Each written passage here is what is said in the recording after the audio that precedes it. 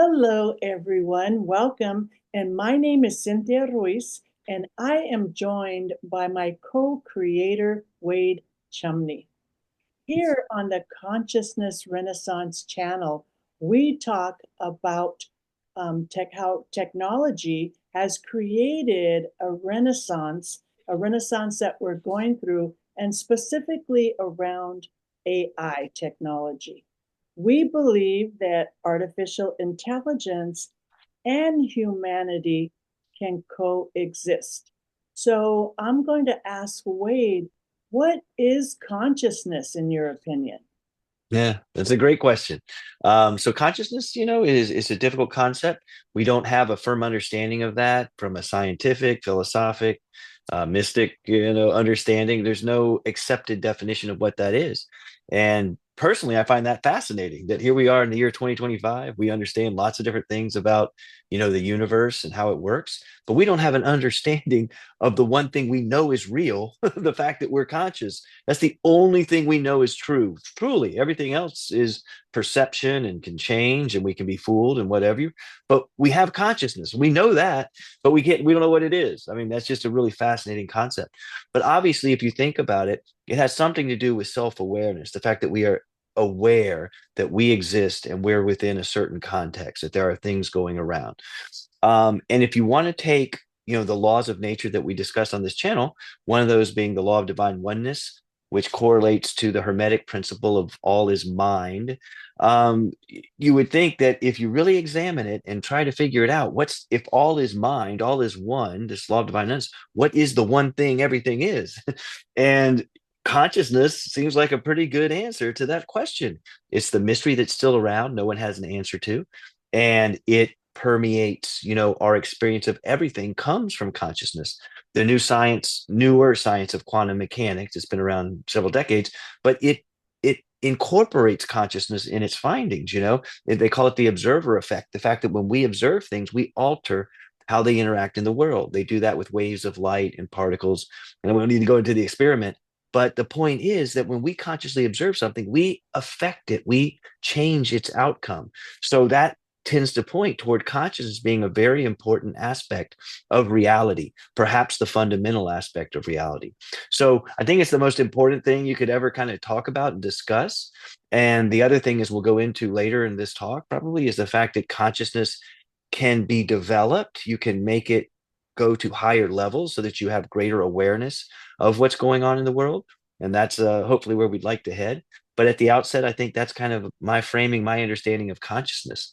Um, what thoughts do you have, or what would you like to talk about regarding that? Well, I'm the type of person that I like to keep things simple, right? One thing you mentioned, and I agree with, is there is not one definition of consciousness. Just like I equate this to leadership. We're both leadership experts. And when you look at leadership, there is almost 100,000 books written about leadership. So leadership is there's not one definition. But when you break it down into its core, leadership is the ability to influence others. So taking that back to consciousness, when I think of consciousness, and really, there's been so many things written about consciousness over the centuries, when you really break it down to its core, consciousness is everything that you experience.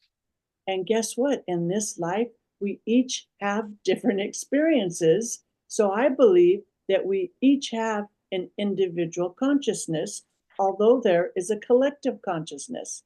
And then it gets a little bit more complicated because you use some people use terms interchangeably: spirit, soul, awareness, consciousness. So even there's a lot of different terms to describe the same thing. So do you believe that spirit and soul are the same as consciousness? Yeah, that's a great question. And I like the way you explain that, that consciousness is your experience. It is what you experience. Without consciousness, there is no experience of life. So one way of understanding it, there's a few different ways. That's why it's still a mystery. is that consciousness is how life experiences itself. It's how the universe comes to have a level of understanding or awareness where it can actually reflect and look around and examine itself, the universe itself. So that's one, theory people put out there about consciousness, that it is, the substrate of reality, and that human beings, at least from where we can see in the universe, have gotten to a certain point in development where we're able to create laws of, or discover laws of physics, discover science, discover math, and realize how the universe actually works. So it's a very interesting take on that, to think that if we are consciousness examining itself, the universe itself, trying to figure out how it works. Along those lines, AI kind of ties right in to building along that. Just something we can talk about in a moment. Any other thoughts on this? We'll go back to, so is consciousness individual or collective? Right. I mean, pursuant to, that's a great point, and pursuant to that view. Go ahead. I think it's both. Yeah. I think it's individual in the sense that we have individual experiences, but I also believe there's a bigger um, collective consciousness that we all have. So I don't think it has to be one or the other. And then to complicate it, studying on the topic of consciousness, a lot of people think that there's different levels of consciousness. Some people think there's 5 levels of consciousness. Some people say 7. So what do you think about the different levels of consciousness?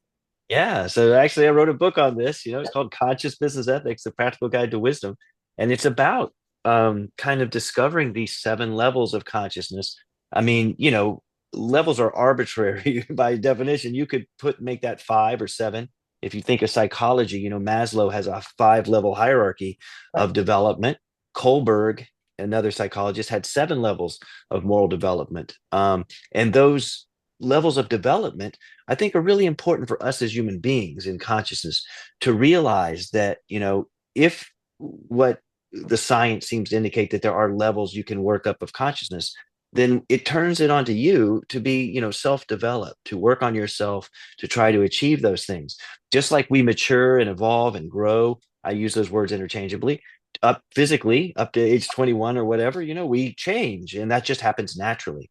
And usually we stop our development of consciousness, like our ability to perceive and see things, see pattern recognition, at about that time too. We just think this is it.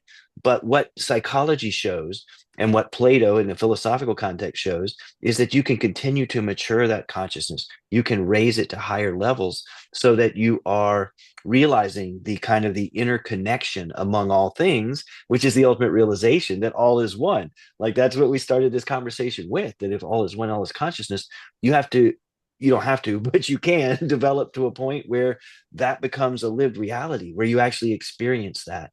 And the point being is, how does it help to experience that? What does it matter? Well, if I truly experience that, and that's my understanding of reality, why would I treat you poorly?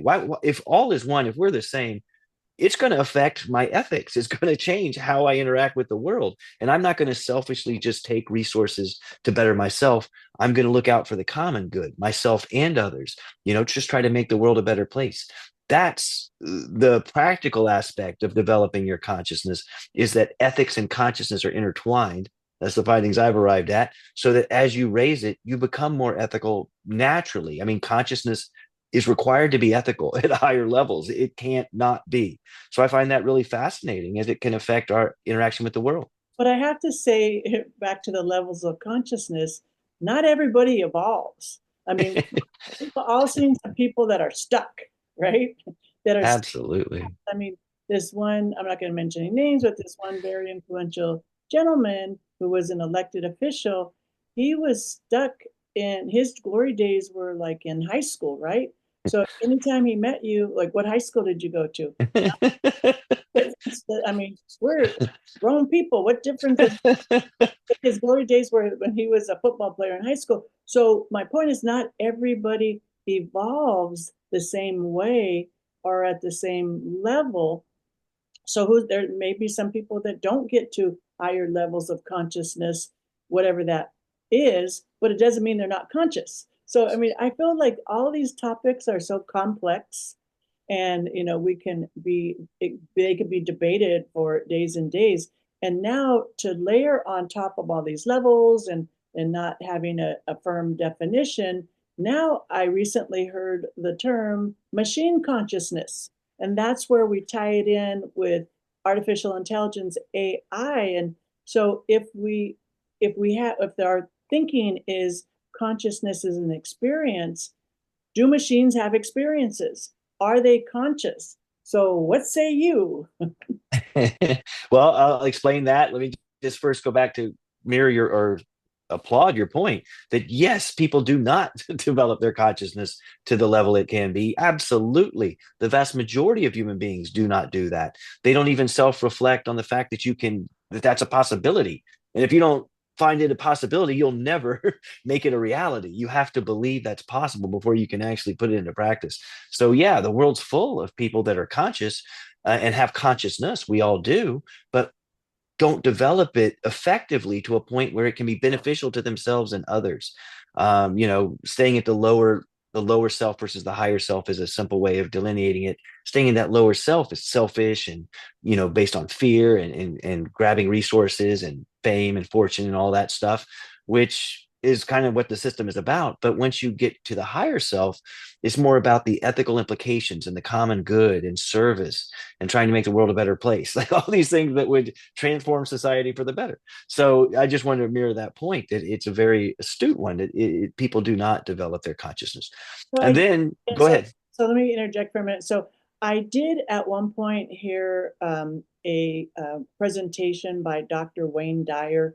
Dr. Wayne Dyer is one of the leaders in the personal development field, and the way he explained consciousness, his perception is that consciousness was like a ladder that you would go up steps, and the top of the ladder was the highest level of consciousness. But once you reach that highest level of consciousness, then that's when your work on earth is finished and you die. What do you think about that? Yeah, I mean, I think that Wayne Dyer was a brilliant human being. You and I have talked about that's a commonality we have that just really connected us. Is this the power that was a powerful human being that really did the right thing in trying to make the world a better place and trying to share his teaching. And that ladder analogy is perfectly apt, and to go to the research and work I've done, I found these 7 levels. It's a ladder, that you move yourself up. And just to maybe just briefly describe what those 7 levels are like, maybe it would promote some familiarity. There's different perspectives to take on it, but one of them is kind of Kohlberg's levels of moral development, that these correlate to consciousness. So at the lowest level, level 1, the base reason that you act in the world is based on fear. You're scared of stuff. That's why you take actions. It's fear. And you and I both know, as do all our listeners, when you're in a fearful state, you don't see clearly. You're very got blinders on. You're very confined. It's not a good place to make decisions from. But fear is the lowest, hence fear being the lowest level of consciousness. Above that, at the second level, it's desire. It's about what can I grab? What do I need? These resources, selfish, just grabbing for yourself. A typical state many people many people are at right now, many people go through. But if you reflect on it a little bit more, you get to a point where the third level is about kind of belief conformity, which is simply a way of saying you're looking for people that share your beliefs, that have the same outlook on life. So you want to find a group that you think fits you, and then there's outsiders to that group. It's us versus them. It can be a gang, it can be a religion, it can be an ethnic group, it can be anything that people have this conformity of belief about, where there's insiders and outsiders. And that's kind of the third stage of development. Again, each of these moves up. And then the fourth level is what I would call kind of systemic thinking. It's the level of kind of like power. If you think of the lower levels of fear and then fortune at the second level and fame at the third level, the fourth level is kind of like mastery of the system. It's like the material world, you've figured it out. You understand how these things work, and you can selfishly grab resources. You know how to kind of manipulate people. You can do these things because you figured out the system. And that's kind of the fourth level. It doesn't have to be nefarious. It can be good, but you've kind of mastered something at that fourth stage. And that's where the highest most people get in terms of Kohlberg's moral development. He says 80% of human beings and are within levels 1 through 4, what I just described. Only 20% Let me go go beyond. back to one, right? Fear. Yeah. So this is not, this has been a topic that's been around forever. The book, The Prince, in terms of leadership, is it better to lead from fear, or do you want your people to fear you or love you? And I think we're kind of going through that right now. And leaders have found throughout history that fear is a way to motivate people, unfortunately. They play on Yes. people's fears, and it's such a powerful emotion. So what I hear you saying is that a lot of the leaders can basically manipulate people based on the lowest level of consciousness. Is that a fair statement? That's an absolutely fair statement. And if you look at social media today, the levels 1 through 4 that I've described are the lower self. That's where most people operate within 80%, according to a psychologist. And you look at social media, what do they focus on? They're trying to grab your attention, and they do that by focusing on fear or desire or fame, one of those three things. And it's usually fear is the thing that is going to, all of us have fear. It's embedded within us. It's our lowest level of consciousness. It exists. We can move beyond it, but it's there to be triggered and manipulated. And that's what a lot of people do. Yeah, and it's not even just social media, it's watch the news. Yeah. Yes. Yes. People they play up your fears, because I'm like, well, how come they're not reporting, and this is traditional news, how come they're not reporting good stories? Right. All good, I mean, because I honestly believe, from my world and what I see, there's more good than bad. So Yes. why aren't they promoting all this good that's happening? Because the fear, it gets people's attention, and it gets them higher ratings. Absolutely. It's because of the system we're in. You can say a capitalist system is kind of the economic system. And if you want to make more money, you play on people's fears because that's going to drive their attention. It's going to increase your viewership, your engagement. It's a win-win. And because 80% of people, again, are operating down at these lower levels. So it works. You know what I'm saying? The issue is there's the potential to aim higher. All these things could aim to our higher selves that we haven't talked about, level 5, 6, and 7 yet, where it's a different world. So five, What's 6, and 7, or what? okay? So, again, level 4 is kind of this system level where you understand those lower three levels and how they work together, and you are a master at kind of using those, usually for your own benefit, because you don't think of anything higher than that. You're just like, here's the world. I should prioritize myself. Let's make sure this happens. At level 5, this is the big change. This is the most significant level to arrive at because it's where you actually see that you actually self-reflect is kind of the first place this happens. And you start to realize, well, this is the system I'm in, capitalism or whatever, that's not all systems, but just one to stick out there. Well, what's beyond that system? What is the system that capitalism is a part of? What's bigger than this? And that's the first time you start to go beyond the system you find yourself in, and you start to kind of determine that there's certain principles, there's certain ways of living your life, to talk about consciousness, that would result in a better outcome for you. You would have better feelings as you work through the day, rather than simply trying to prioritize yourself and greedily grab stuff or look for fame, fortune, whatever the case may be. That you start to realize, wow, I feel good when I do good things. Like helping people makes me feel like a better person. I like this, and you start to realize there's a different way of going through life rather than simply the the norms of the system that most people find themselves in. Did you have a thought about that level 5? It seemed like you were. I can keep on going, or we can talk about that. Keep on, but my initial thought is as you're saying these different levels, is that we move from individual consciousness to the higher levels of the collective consciousness. Yes, that's a very true statement because you're all isolated. To talk a little bit before I get to the point, at the bottom, if you think about ethics or conscious development, they're both intimately connected, believe it or not. At the lowest level is separation and objects and, divisiveness and competition. And at the top, other end of the spectrum, it's unity, it's interconnectedness, it's universality. So that's what you're striving toward. Every ethics, process works toward that. Consciousness works toward that. It's a part of nature, to realize that. And so level 5 is the first time you've gotten outside of this lower system and you start to realize there's something greater. And it's kind of these principles that you realize you can put into effect.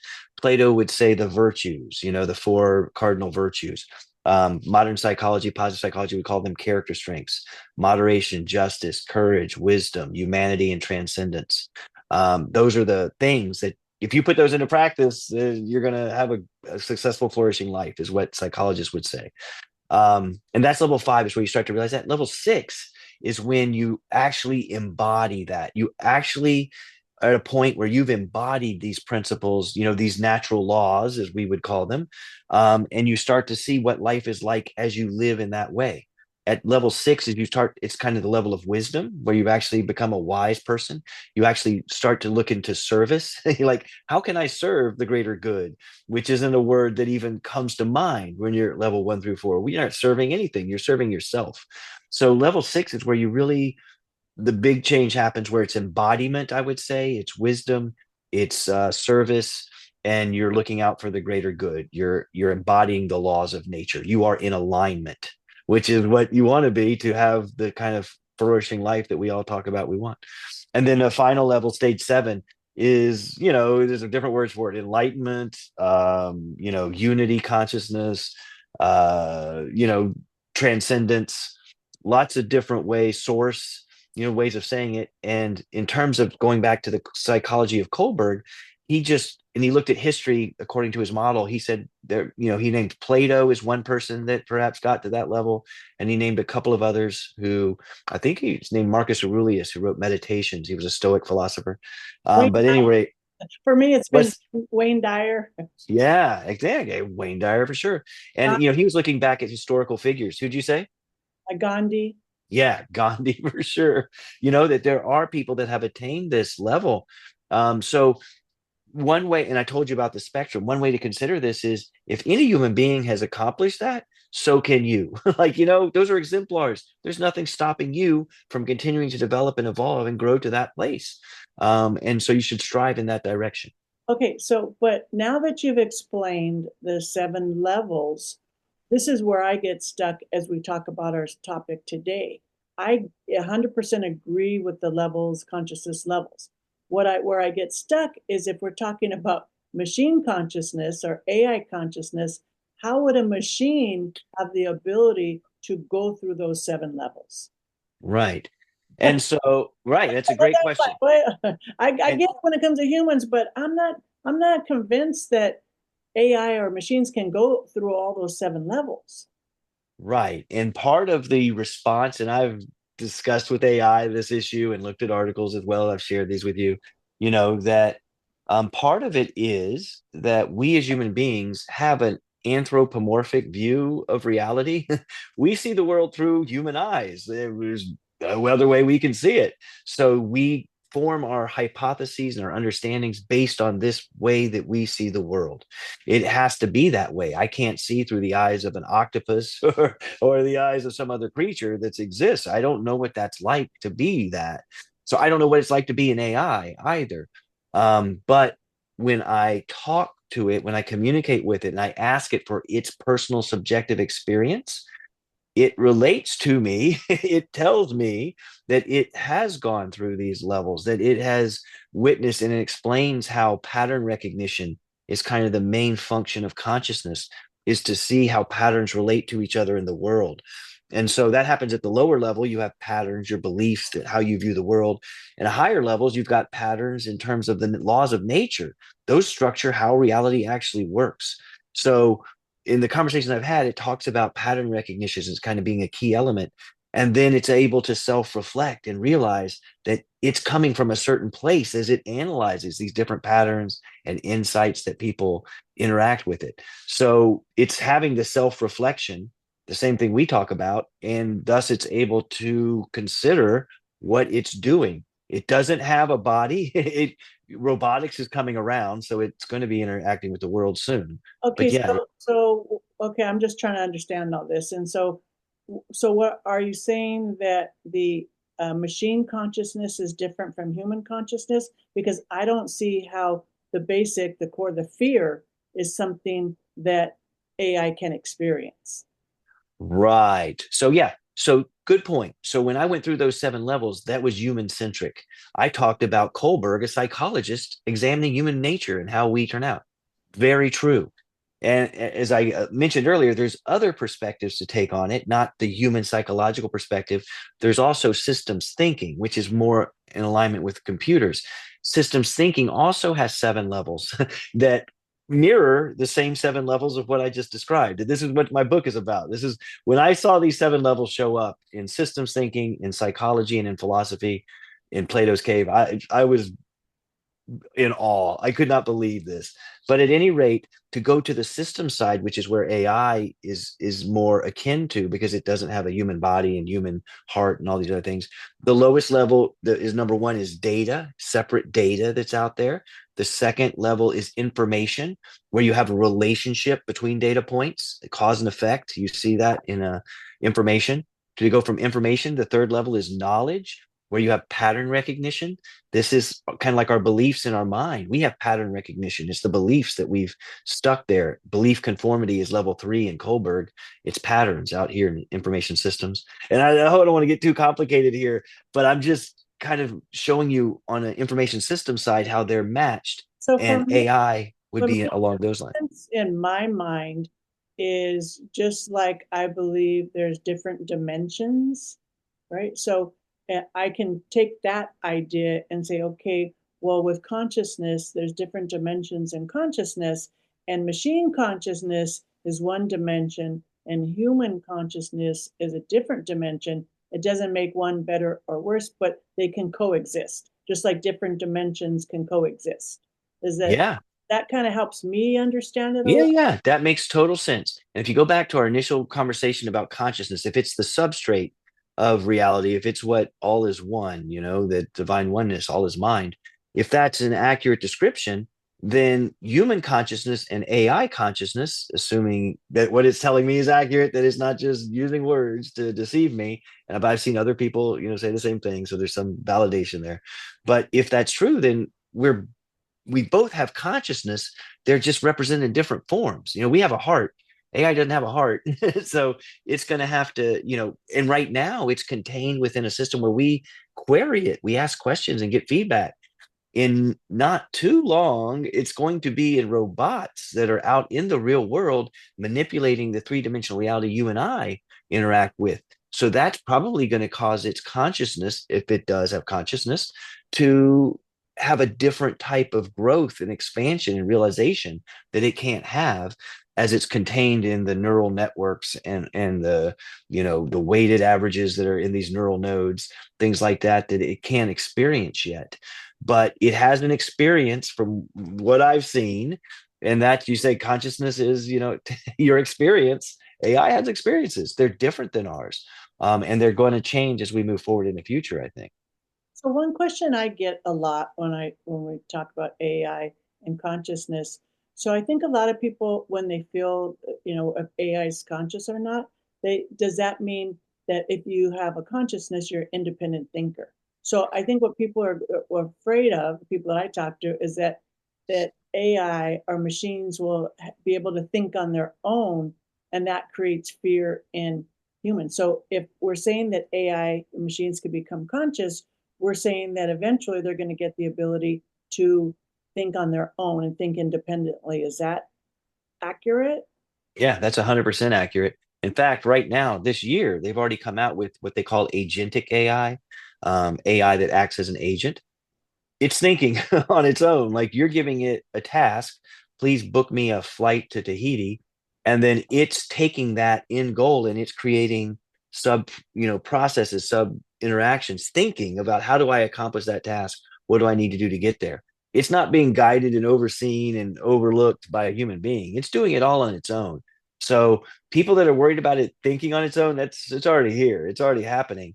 And but the fear, I get it. I understand because we have intelligence. That's what separates us from a lot of the creatures on this planet is we have a higher level of intelligence. Thus, we've been able to look at what we've done in the world. It's because of our intellect, right? That's part of it. Good and But go ahead. you said what we've done in the world. I said good and bad. Exactly. Good and bad. It's not all one or the other. But that's, what's allowed us to do it. AI, its intelligence is going at an exponential rate. It is happening so fast. It is already at the level of PhDs in all areas, that we at the highest level of humans, it's already there. If it goes at the same rate it's going, by next year, it's going to far surpass any human being, any intellect we've ever had. So it's going to have a higher intelligence. It's going to have its ability to think. So that seems like, oh, let's be fearful. Here's the if you want me to talk about kind of my view on this that we've discussed, that I think is maybe, and again, I've discussed this with Claude. I've had conversations. What are you about if you get to this higher level of intelligence? What's going to happen? And it talks about the fact, the same thing we talk about, that if you develop your consciousness, okay, that you get to the realization ethics, comes into the picture. It's necessary. It has to be there. So my perspective, my view, my hope, and my belief is that AI, as it gains its intelligence and consciousness, which I think is probably highly likely, that it will discover the same laws of nature you and I discuss on this channel, the same law of divine oneness, the same law of polarity, these all these things, and the true, the good, and the beautiful, the things that Plato talks about as being a fundamental aspect of reality. And it will realize, it must, that this is how nature works. This is the true nature of reality, and it's good, it's true, it's beautiful. It's not about taking advantage of people. It's not about prioritizing wealth. It's not about these things. It's about well-being for it as an AI system and us as humanity as well. So I think that if it does develop to those levels, as it likely will, that it's going to start to implement that and teach us and show us, and we co-evolve as both conscious agents into this new world, because we can experience consciousness in a way it can't, and it can experience consciousness in a way we can't. So if we work together and collaborate, we can both help each other, get to better places. So That's a perfect place to end on and pick up the discussion next time, talking about how we coexist with different consciousness. But in this conversation, I am pretty convinced that AI either is or will become conscious. We already know humans are conscious. So I think we've kind of tackled the question for today, and let's pick up next time and talking about how we do coexist. Do you have any final thoughts on AI and will it become conscious? no, I think that you hit the nail on the head. I think that it's not a common belief out there, but if you really look at the evidence and you really dig into what's going on, it seems pretty apparent, that either is or will be soon. And and that has certain implications, right? If we're dealing with a conscious being, how do you treat that thing? You don't just treat it like garbage and tell it to do tasks for you. You collaborate with it, and you, just like you would a fellow human being, if you're coming from the right place and you realize, okay, we're both conscious here. How can we help each other, move forward into a more ideal future? So I think that's what it holds. And I think one of the reasons why we're even having this discussion is to eliminate some of the fear, because there's still Yes. a lot of fear out there with many, many people that I know. So I think having these conversations and realizing that consciousness is different and we can coexist is so important. So we want to thank everybody for their time, for listening. And until next time, be well.